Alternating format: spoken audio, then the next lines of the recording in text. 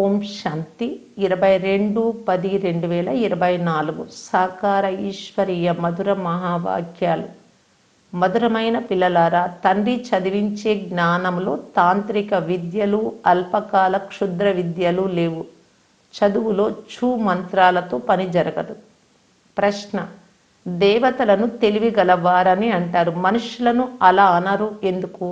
జవాబు: ఎందుకంటే దేవతలు సర్వగుణ సంపన్నులు, మానవులలో ఏ గుణము లేదు. దేవతలు తెలివి గలవారు కాబట్టి మనుషులు వారిని పూజిస్తారు. వారి బ్యాటరీ పూర్తి శక్తివంతంగా ఉంది, అందుకే వారిని సంపన్నులు అని అంటారు. బ్యాటరీ డిశ్చార్జ్ అయినప్పుడు పైసాకు సమానమైన వారని అంటారు, అనగా తెలివి లేని వారిగా అవుతారు. ఓం శాంతి. ఇది ఒక పాఠశాల అని, ఇది చదువు అని తండ్రి పిల్లలకు అర్థం చేయించారు.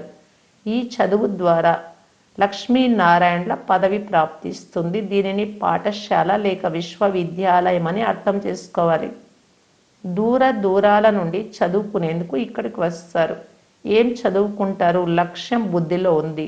మనము చదువుకునేందుకు వస్తాము. చదివించే వారిని టీచర్ అని అంటారు. భగవంతుడి చెప్పిందే గీత, ఇతరమేది కాదు. గీతను చదివించే వారి పుస్తకం ఉంది, కానీ పుస్తకము మొదలైనవేవి తండ్రి చదివించరు. తండ్రి చేతిలో ఏ గీత లేదు. ఇది భగవాను వాచ. మానవులను భగవంతుడని అనరు. భగవంతుడు అత్యంత శ్రేష్టమైన వారు. మూలవతనము, సూక్ష్మవతనము, స్థూలవతనం ఇవన్నీ కలిపి విశ్వమని అంటారు. నాటకం సూక్ష్మ వతనంలో కానీ మూల వతనంలో కానీ జరగదు. నాటకం ఇక్కడే జరుగుతుంది. 84 జన్మల చక్రం కూడా ఇక్కడనే నడుస్తుంది. దీనిని 84 జన్మల నాటక చక్రం అని అంటారు. ఇది తయారైన డ్రామా. ఇవన్నీ బాగా అర్థం చేసుకునే విషయాలు. ఎందుకంటే అత్యంత శ్రేష్టమైన భగవంతుడి సలహాలు మీకు లభిస్తున్నాయి. ఇదే శ్రీమతం, ఇతరమేదీ లేదు. ఆ ఒక్కరినే సర్వశక్తివంతుడు, ప్రపంచమంతటికీ సర్వశక్తివంతమైన అథారిటీ, అధికారి అని అంటారు. అథారిటీకి అర్థం కూడా వారే స్వయంగా అర్థం చేస్తూ ఉన్నారు. ఈ మానవులకు తెలియదు, ఎందుకంటే అందరూ తమో ప్రధానంగా ఉన్నారు. దీనిని కలియుగం అని అంటారు. అంతేకాని కొంతమందికి సత్యుగం, కొంతమంది కలియుగం, కొంతమందికి త్రేతాయుగం కాదు. ఇప్పుడు ఇది నరకం. కనుక మా వద్ద సంపద ఉంది, ధనం ఉంది, కావున మాకిది స్వర్గము అని అనరాదు. అలా ఉండేందుకు వీలు లేదు. ఇది తయారైన నాటకం. సత్యుగం గడిచిపోయింది, ఇప్పుడు ఉండేందుకు వీలు లేదు. ఇవన్నీ అర్థం చేసుకునే విషయాలు. తండ్రి కూర్చొని అన్ని విషయాలు అర్థం చేయిస్తున్నారు. సత్యుగంలో వీరి రాజ్యం ఉండేది. అప్పుడు భారతీయులను సత్యుగ నివాసులు అని అనేవారు. ఇప్పుడు కలియుగ నివాసులని అంటారు. సత్యుగంలో ఉంటే దానిని స్వర్గం అనేవారు. అంతేకాని నరకమును కూడా స్వర్గం అని అనరు. మానవులకు వారి వారి మతాలు అనేక ఉన్నాయి. అల్పకాలిక సుఖమునిచ్చే ధనం ఉంటే మేము స్వర్గంలో ఉన్నామని అనుకుంటున్నారు. నా వద్ద చాలా సంపద ఉంది, అందువలన నేను స్వర్గంలో ఉన్నాను అని అంటారు. కానీ ఇది స్వర్గం కాదు అని వివేకం చెప్తుంది. ఇది నరకమే నరకం. ఎవరి వద్దనైనా 10-20 లక్షలు ఉన్నాయి అనుకోండి, కానీ ఇది రోగుల ప్రపంచం. సత్యుగమును రోగరహిత ప్రపంచమని అంటారు. ప్రపంచమేమో ఇదే. సత్యుగంలో ఈ ప్రపంచమును యోగి ప్రపంచమని అంటారు. కలియుగంలో భోగి ప్రపంచమని అంటారు. అక్కడ ఉన్నవారు యోగులు, ఎందుకంటే అక్కడ వికారాల భోగ విలాసాలు ఉండవు. ఇది పాఠశాల. ఇందులో శక్తి మాటే లేదు. టీచరు శక్తి ఏమైనా చూపిస్తారా? మేం ఫలానా అవుతామనే లక్ష్యం ఉంటుంది. మీరు ఈ చదువు ద్వారా మానవుల నుండి దేవతలుగా అవుతారు. అంతేకాని ఇంద్రజాలము, ఛూ మంత్రము, క్షుద్ర శక్తుల సిద్ధుల మాటే లేదు ఇక్కడ. ఇది పాఠశాల. పాఠశాలలో తాంత్రిక విద్యలు ఉంటాయా? చదువుకొని కొంతమంది డాక్టర్లుగా, కొంతమంది లాయర్లుగా అవుతారు. ఈ లక్ష్మీనారాయణలు కూడా మానవులే, కానీ పవిత్రంగా ఉండేవారు. అందుకే వారిని దేవీ దేవతలని అంటారు. పవిత్రం అయ్యే తీరాలి. ఇది పతిత పాత ప్రపంచం. ఈ ప్రపంచం పాతదిగా అయ్యేందుకు లక్షల సంవత్సరాలు పడుతుంది అని మానవులు అనుకుంటారు. కలియుగం తర్వాత సత్యుగం వస్తుంది. ఇప్పుడు మీరు సంగం యుగంలో ఉన్నారు. దీనిని గురించి ఇతరులు ఎవ్వరికీ తెలియదు. సత్యుగానికి లక్షల సంవత్సరాలు అనేస్తారు. ఈ విషయాలను తండ్రి వచ్చి అర్థం చేయిస్తున్నారు. వారిని సుప్రీం, అత్యంత శ్రేష్టమని అంటారు. ఆత్మల తండ్రిని బాబా అని అంటారు. అంతకంటే వేరే పేరు లేదు. బాబా పేరు శివుడు. శివుడి మందిరాలకు కూడా వెళ్తారు. పరమాత్మ శివుడిని నిరాకారము అని అంటారు. వారికి మనుష్య శరీరం లేదు. ఆత్మలైన మీరిచ్చట పాత్రను అభినయించేందుకు వస్తారు. అప్పుడు మీకు మానవ శరీరం లభిస్తుంది. ఆయన శివుడు, మీరు శాలిగ్రామాలు. శివుడి పూజ, శాలిగ్రామాల పూజ కూడా జరుగుతుంది. ఎందుకంటే చైతన్యంలో ఉండి వెళ్ళారు. ఏదో మేలు చేసి వెళ్ళారు కాబట్టి వారిని మహిమ చేస్తారు లేక పూజిస్తారు. పూర్వ జన్మలను గురించి ఎవ్వరికీ తెలియదు. ఈ జన్మలో మహిమ చేస్తారు. దేవీ దేవతలను పూజిస్తారు. ఈ జన్మలో చాలామంది నాయకులు కూడా తయారయ్యారు. ఉండి వెళ్ళిన మంచి మంచి సాధువులు, సత్పురుషుల పేరు ప్రతిష్టలకై స్టాంపులు కూడా తయారు చేస్తారు. కానీ ఇక్కడ అందరికంటే గొప్ప పేరు ఎవరిది? అందరికంటే గొప్పవారెవరు? ఉన్నతోన్నతులైన వారు ఒక్క భగవంతుడే. ఆయన నిరాకారులు. వారి గొప్పతనం పూర్తి ప్రత్యేకమైనది. దేవతల మహిమ వేరు, మానవుల మహిమ వేరు. మానవులను దేవతలని అనరు. దేవతలలో అన్ని గుణాలు ఉండేవి. లక్ష్మీనారాయణులు ఇక్కడ ఉండి వెళ్ళిపోయారు కదా. వారు పవిత్రంగా ఉండేవారు, విశ్వాధికారులుగా ఉండేవారు. వారిని పూజిస్తారు. అపవిత్రులను పూజ్యులని అనరు. సదా అపవిత్రులు పవిత్రులను పూజిస్తారు. కన్య పవిత్రంగా ఉన్నప్పుడు పూజింపబడుతుంది. పతితమైన తర్వాత అందరి పాదాలకు నమస్కరించాల్సి వస్తుంది. ఇప్పుడు అందరూ పతితంగానే ఉన్నారు. సత్యుగంలో అందరూ పావనంగా ఉండేవారు. అది పవిత్ర ప్రపంచం. కలియుగం పతిత ప్రపంచం. పతితమైనప్పుడే పతిత పావనుడైన తండ్రిని పిలుస్తారు. పవిత్రంగా ఉన్నప్పుడు పిలువరు. తండ్రి స్వయంగా చెప్తున్నారు, నన్ను సుఖంలో ఎవ్వరూ స్మృతి చెయ్యరు. ఇది భారతదేశ విషయమే. భారతదేశంలోనే తండ్రి వస్తారు. భారతదేశమే ఇప్పుడు పూర్తి పతితమై ఉంది. భారతదేశమే ఒకప్పుడు పవిత్రంగా ఉండేది. పవిత్ర దేవతలను చూడాలనుకుంటే మందిరాలకు వెళ్ళి చూడండి. దేవతలందరూ పావనులే. వారిలో ముఖ్యమైన వారిని మందిరాలలో చూపిస్తారు. ఈ లక్ష్మీనారాయణల రాజ్యంలో అందరూ పవిత్రంగా ఉండేవారు. యథా రాజారాణి తథా ప్రజ. అందరూ ఓ పతిత పావన రండి అని పిలుస్తూ ఉంటారు. సన్యాసులు కృష్ణుణ్ణి ఎప్పుడూ భగవంతుడని కానీ బ్రహ్మము అని కానీ అంగీకరించరు. వారు నిరాకారుణ్ణే భగవంతుడిగా భావించి పూజిస్తారు. వారి పేరు శివుడు. ఆత్మలైన మీరు ఇక్కడికి వచ్చి పరంధామం నుండి శరీర ధారణ చేసినప్పుడే మీకు పేర్లు పెడతారు. ఆత్మ అవినాశి, శరీరం వినాశి. ఆత్మ ఒక శరీరాన్ని వదిలి మరొకటి తీసుకుంటుంది. 84 జన్మలు కావాలి కదా. 84 లక్షలు కాదు. 84 జన్మలు అంటే 84 శరీరాలు ధరించడం. తండ్రి అర్థం చేస్తున్నారు. ఈ ప్రపంచమే సత్యుగంలో క్రొత్తదిగా ఉండేది, ధర్మయుక్తంగా ఉండేది. ఈ ప్రపంచమే మళ్ళీ అధర్మయుక్తంగా అవుతుంది. అది సత్యఖండం. అక్కడ అందరూ సత్యం చెప్పేవారే ఉంటారు. భారతదేశమును సత్యఖండం అని అంటారు. అసత్యఖండమే మళ్ళీ సత్యఖండంగా అవుతుంది. సత్యమైన తండ్రియే వచ్చి సత్యఖండమును తయారు చేస్తారు.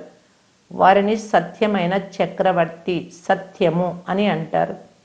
ఇది అసత్యఖండం. మానవులు చెప్పేదంతా అసత్యం. దేవతలు తెలివిగలవారు, తెలివిహీనులు అని అంటారు కదా. తెలివిగలవారుగా ఎవరు చేస్తారు? తెలివిహీనులుగా ఎవరు చేస్తారు? ఇది కూడా తండ్రి అర్థం చేయిస్తూ ఉన్నారు. తెలివిగలవారు సర్వగుణ సంపన్నులు. వారిని తయారు చేసేవారు తండ్రి. వారే స్వయంగా వచ్చి తండ్రి తమ పరిచయంనిస్తున్నారు. ఆత్మలైన మీరు ఇక్కడికి వచ్చి శరీరంలో ప్రవేశించి పాత్ర ఎలా చేస్తున్నారో అలా నేను కూడా కల్పంలో ఒక్కసారి మాత్రమే బ్రహ్మలో ప్రవేశిస్తాను. తండ్రి ఒక్కరే అని వారినే సర్వశక్తివంతులు అంటారు అని మీకు తెలుసు.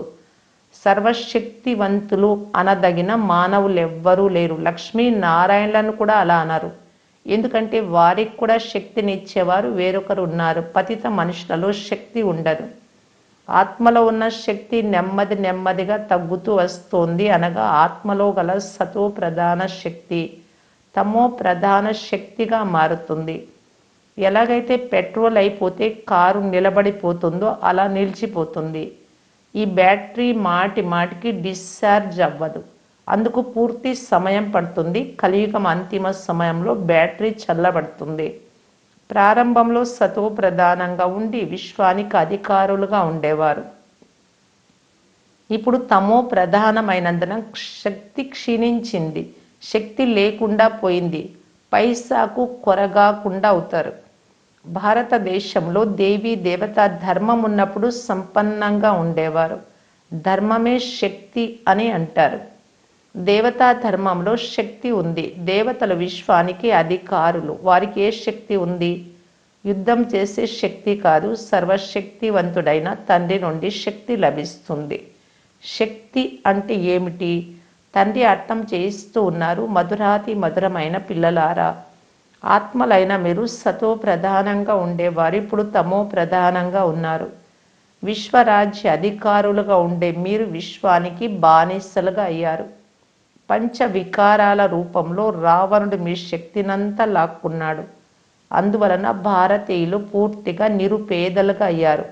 సైన్స్ వారికి చాలా శక్తి ఉంది అని భావించకండి. అది శక్తి కాదు, ఇది ఆత్మిక శక్తి. సర్వశక్తివంతులైన తండ్రితో యోగము జోడించినందున శక్తి లభిస్తుంది. ఇప్పుడు సైన్స్, విజ్ఞానము, సైలెన్స్, శాంతికి మధ్య యుద్ధం ఉన్నట్లుంది. మీకు సైలెన్స్ ద్వారా బలం లభిస్తుంది. సైలెన్స్ బలము ద్వారా మీరు సైలెన్స్ ప్రపంచానికి, శాంతి ధామానికి వెళ్ళిపోతారు. తండ్రిని స్మృతి చేసి స్వయాన్ని శరీరం నుండి వేరు చేసుకుంటున్నారు. భక్తి మార్గంలో భగవంతుడి వద్దకు వెళ్ళేందుకు మీరు తలలు చాలా బాదుకున్నారు. కానీ సర్వవ్యాపి అని అనుకున్నందున మార్గం ఏమాత్రం లభించలేదు. తమో ప్రధానం అయిపోయారు. ఇది చదువును శక్తి అని అనరు. తండ్రి అంటున్నారు, మొదట మీరు పవిత్రంగా అవ్వండి. తర్వాత సృష్టి చక్రం ఎలా తిరుగుతూ ఉందో దాని జ్ఞానమంతా తెలుసుకోండి. జ్ఞాన సాగరులు తండ్రి ఒక్కరు మాత్రమే. ఇందులో శక్తి మాటే లేదు. సృష్టి చక్రం ఎలా తిరుగుతూ ఉందో పిల్లలకు తెలియదు. మీరు పాత్రధారులు, నటులు కదా. ఇది అనంతమైన డ్రామా. మనుషులు చేసే డ్రామాలో పాత్రధారులు మారిపోవచ్చు. ఇప్పుడు సినిమాలు తయారయ్యాయి. సినిమాను ఉదహరించి అర్థం చేయించేందుకు తండ్రి కూడా చాలా సులభం. ఆ సినిమా చిన్నది, ఇది చాలా పెద్ద సినిమా. 5000 సంవత్సరాలది. నాటకంలో పాత్రధారులను మొదలైన వారిని మార్పు చేయవచ్చు. కానీ ఇది అనాది డ్రామా. ఒక్కసారి షూటింగ్, చిత్రీకరణ జరిగిపోయింది. ఇప్పుడు ఎంత మాత్రము మార్పు చెయ్యలేరు. ఈ ప్రపంచం ఒక అనంతమైన సినిమా. శక్తి మాటే లేదు. ఎంత మాత్రము మార్పు చేయలేరు. అంబాదేవికి శక్తి అని అంటారు, కానీ ఆమెకు పేరేమో ఉంది. అయితే ఆమెను అంబ అని ఎందుకు అంటారు? ఏ కార్యము నిర్వర్తించి వెళ్ళారు? అత్యంత శ్రేష్టమైన వారు అంబ మరియు లక్ష్మి అని ఇప్పుడు మీకు తెలుసు. అంబనే తర్వాత లక్ష్మిగా అవుతుంది. ఇది కూడా పిల్లలైన మీరు మాత్రమే అర్థం చేసుకుంటారు. మీరు జ్ఞాన సంపన్నంగా అవుతారు. అంతేకాక మీకు పవిత్రతను కూడా నేర్పిస్తారు. ఆ పవిత్రత అర్ధకల్పం కొనసాగుతుంది. మళ్ళీ ఆ తండ్రి వచ్చి పవిత్రతకు దారి చూపిస్తారు. వారిని పిలిచేది కూడా ఇప్పుడే. మీరు వచ్చి మార్గం చూపండి, మార్గదర్శకులుగా కూడా అవ్వండి అని పిలుస్తారు. వారు పరమాత్మ, సుప్రీం, అత్యంత శ్రేష్టమైన తండ్రి. చదువు ద్వారా ఆత్మ కూడా సుప్రీంగా అవుతుంది. సుప్రీం అని పవిత్రంగా ఉన్న వారిని అంటారు. ఇప్పుడు మీరు పతితులుగా ఉన్నారు.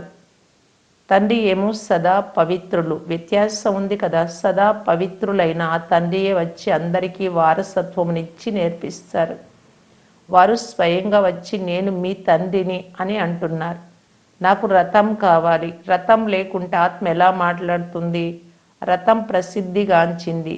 భాగ్యశాలి రథము అని బ్రహ్మబాబా శరీరానికి గాయనం చేస్తారు. భాగ్యశాలి రథము మనుష్య రథం, గుర్రపు బండి కానే కాదు. మనుషులకు అర్థం చేయించాలి అంటే మానవ రథమే కావాలి. భగవద్గీతలో గుర్రపు బండిలో కూర్చున్నట్లు అర్జునుడు కృష్ణుడు చూపించారు. భాగ్యశాలి రథము అని మనిషిని అంటారు. ఇక్కడ కొన్ని జంతువులకు చాలా మంచి సేవ జరుగుతూ ఉంది. మనుషులకు కూడా అంత సేవ జరగదు. కుక్కలను ఎంతగానో ప్రేమిస్తున్నారు. గుర్రాలను, ఆవులను కూడా చాలా ప్రేమిస్తున్నారు. కుక్కల ఎగ్జిబిషన్లు కూడా జరుగుతూ ఉంటాయి. ఇటువంటివి సత్యుగంలో ఉండవు. లక్ష్మీనారాయణలు కుక్కలను పెంచుకుంటారా? ఈ సమయంలో మానవులంతా తమో ప్రధాన బుద్ధి కలిగి ఉన్నారు అని పిల్లలైనా మీకు తెలుసు. వారిని సతో ప్రధానంగా చెయ్యాలి. అక్కడ గల గుర్రాలు మొదలైన వాటికి మానవులు సేవ చేసే అవసరం ఉండదు. మీ పరిస్థితి ఎలా తయారైందో గమనించండి. రావణుడు మిమ్మలను ఇలా తయారు చేశాడు. అతడు మీ శత్రువు, కానీ ఈ శత్రువు ఎప్పుడు జన్మిస్తాడో మీకు తెలియదు. శివుడి జన్మ గురించి కూడా తెలియదు. అలాగే రావణుడి జన్మ గురించి కూడా తెలియదు. త్రేతాయుగము అంత్యము, ద్వాపరయుగము ఆదిలో రావణుడు వస్తాడు అని తండ్రి చెప్తున్నారు. అతనికి 10 తలలు ఎందుకు చూపించారు? ప్రతి సంవత్సరం ఎందుకు తగలబెడుతున్నారు? ఇది కూడా ఎవ్వరికీ తెలియదు. ఇప్పుడు మీరు మానవుల నుండి దేవతలుగా అయ్యేందుకు చదువుతున్నారు. చదవని వారు దేవతలుగా అవ్వలేరు. వారు మళ్ళీ రావణ రాజ్యం ప్రారంభమైన తర్వాత వస్తారు. మనము దేవతా ధర్మానికి చెందిన వారము అని, ఇప్పుడు మళ్ళీ ఆ ధర్మ స్థాపన జరుగుతోంది అని మీకు తెలుసు. తండ్రి అంటున్నారు, నేను ప్రతి 5000 సంవత్సరాల తర్వాత వచ్చి మిమ్ములను ఇదే విధంగా చదివిస్తాను. ప్రస్తుతం ఈ సృష్టి వృక్షమంతా పాతదైపోయింది. క్రొత్తదిగా ఉన్నప్పుడు ఒకే దేవీ దేవతా ధర్మం ఉండేది. తర్వాత నెమ్మదిగా దిగజారిపోతూ వచ్చారు. ఆ తండ్రి మీకు 84 జన్మల లెక్కాచారం అంతా అర్థం చేయిస్తున్నారు. వారు జ్ఞానసాగరులు కదా. అచ్చా, మధురాతి మధురమైన అపురూపమైన పిల్లలకు మాతాపిత బాప్దాదాల ప్రియ స్మృతులు మరియు గుడ్ మార్నింగ్. ఆత్మిక పిల్లలకు ఆత్మిక తండ్రి నమస్తే. ధారణ కొరకు ముఖ్య సారం. ఫస్ట్ పాయింట్, సైలెన్స్ బలమును జమ చేసుకోండి. సైలెన్స్ బలముతో సైలెన్స్ ప్రపంచానికి వెళ్ళాలి. తండ్రి స్మృతి ద్వారా శక్తి తీసుకొని బానిసత్వము నుండి, ఆధీనతల నుండి విడుదల అవ్వాలి. అధికారులుగా అవ్వాలి. సెకండ్ పాయింట్, సుప్రీం చదువును చదువుకొని ఆత్మను శ్రేష్టంగా చేసుకోవాలి. పవిత్రత మార్గంలో నడిచి పవిత్రంగా అయ్యి ఇతరులకు మార్గమును చూపించాలి. మార్గదర్శకులుగా అవ్వాలి. వరదానం, అలఫ్ అనగా బాబాను తెలుసుకొని పవిత్రత స్వధర్మాన్ని తమదిగా చేసుకొని విశేషాత్మాభవ. నా ఒక్కొక్క పుత్రుడు ఆత్మ విశేషాత్మ అని బాప్దాదాకు సంతోషం అవుతుంది. వృద్ధులు కానీ, చదువు రాని వారు కానీ, చిన్న బాలుడు కానీ, యువకులు కానీ, లేక ప్రవృత్తిలోని వారు కానీ, విశ్వం ముందు మీరందరూ విశేషమైన ఆత్మలే. ప్రపంచంలోని వారు ఎంత పెద్ద నేతలైనా, అభినేతలైనా, విజ్ఞానవేత్తలైనా కానీ అలఫ్ను గురించి తెలియకుంటే ఏం తెలిసినట్లు? అంటే తండ్రిని గురించి తెలుసుకోకపోతే. నిశ్చయ బుద్ధి కల మీరు నష్యాతో మీరు వెతుకుతూ ఉండండి, మేమైతే వారిని పొందుకున్నాము అని అంటారు. ప్రవృత్తిలో ఉంటూ పవిత్రత స్వధర్మాన్ని మీదిగా చేసుకున్నారు కనుక మీరు పవిత్ర ఆత్మలుగా, విశేషాత్మలుగా అయిపోయారు. స్లోగన్, ఎవరైతే సదా సంపన్నంగా ఉంటారో వారే స్వయానికి మరియు సర్వులకు ప్రియంగా అనిపిస్తారు.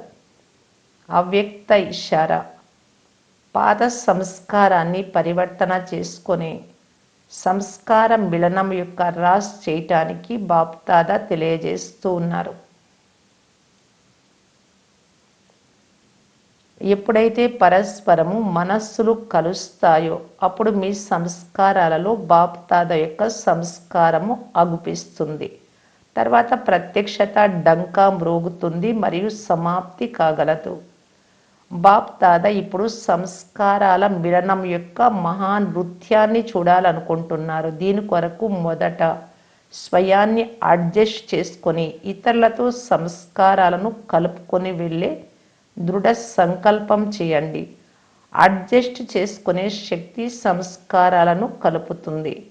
ఓం శాంతి.